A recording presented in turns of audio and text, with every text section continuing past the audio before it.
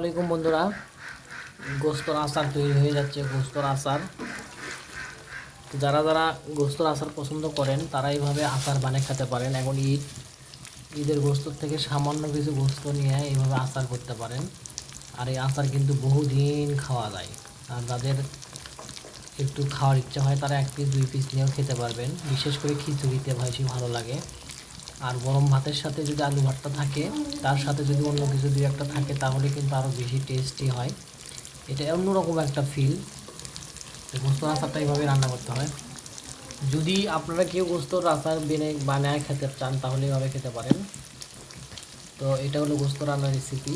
এটাতে দেওয়া হয়েছে রসুন বেশি করে, সরিষার তেল, তারপর ধনে গুঁড়া, জিরা গুঁড়া।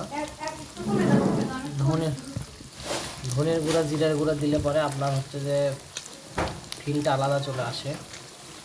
এই হলো গোস্তের আচার রান্না। দেখেন, ফুল রান্না দেখেন। অনেক দিন সংরক্ষণ করে খাওয়া যায়, অনেক দিন পর্যন্ত সংরক্ষণ করে খাওয়া যায়। তো আপনারা এইভাবে খেতে পারেন।